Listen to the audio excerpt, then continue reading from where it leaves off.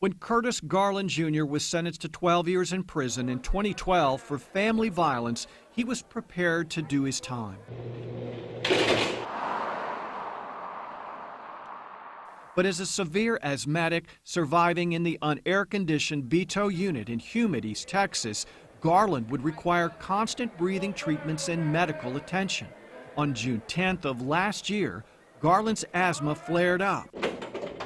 He was taken to the prison clinic where he was given a breathing treatment and released. 2 weeks later, on June 23rd, another severe attack. Garland's breathing got progressively worse, and by 10:35 that night, according to his autopsy, advanced cardiac life support measures were initiated on Garland. He was transferred to a local hospital where he was pronounced dead. Garland's mother got the news over the phone from the prison chaplain. He said, "Ma'am, I'm sorry to tell you that your son is deceased." And I couldn't hear anything else because the phone just went haywire. It was like, no, no, no. Dealing with the grief was hard enough. She says trying to get details about her son's death was even harder. No.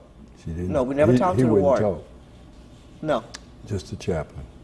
I am so sorry for your loss. But in the weeks that followed, mail began arriving at the family home. Letters from inmates, one after the other, telling a story that stunned the family and friends. This is my statement concerning the death of Curtis Garland. He was denied medical treatment. Curtis looked at me and he said, "Help me," 3 times. All of them alleging Curtis Garland Jr. died a horrible death spanning the course of 6 hours. According to one inmate, at approximately 4:20 p.m., I spoke with an officer and told him that Garland couldn't breathe and needed to go to the infirmary.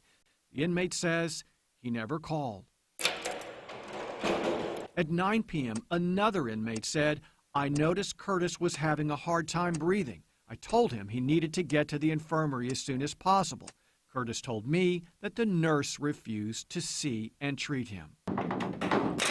10:30 p.m., still another inmate writes, "I heard someone yell that Curtis needed help and fast. The officer said, 'It can wait.' Everyone involved was screaming and desperately begging the hallway officer to open the gate." And now, for the first time, a more vivid and chilling account. Former inmate Marcello Faulkner, who was with Garland as he died, recalls the final moments. And I laid him there. I said, "Man, you need your asthma inhaler?" He said, he couldn't breathe, man. And then he just turned purple all over. Faulkner says while the guards were telling him to get away, Garland was dying in his arms. He said, "Cello, I'm gonna die, man." And I said, "Man, I don't know what to do because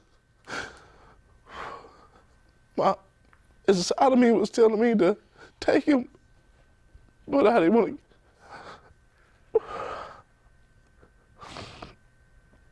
want to get in trouble." Haunting testimony that changes everything about what the family was willing to accept, the first real accounting for Curtis's death. As many asthma attacks as he has had, I said, well, good Lord, I was tired of him suffering. But I did not know that they made him suffer. You see, they made him suffer. They didn't have to. They didn't have to do it. I thank God for the young men that took out time to write these letters. Corey Sessions with the Innocence Project of Texas shares the family's pain. His brother Tim, who was wrongly convicted and later exonerated, but only after he too died in prison of an asthma attack. The state has a duty to prosecute, but it doesn't have a duty to persecute. This young man was persecuted in prison by being denied his medication. And that denial of medication is why the family has filed a federal lawsuit against the warden, his staff, and the state of Texas. Prison officials have declined to answer questions, saying it's their policy not to comment on pending litigation, nor will they talk about whether Garland's death was investigated. Faulkner says an investigation is warranted, especially because he believes the truth has been covered up. And he laid there, he died in the hallway. And they try to say then, "Oh no, he died at the hospital." No, Y'all killed this man. Garland's family is also requesting a full investigation.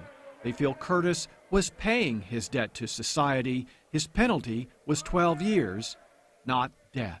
I understand that they are criminals.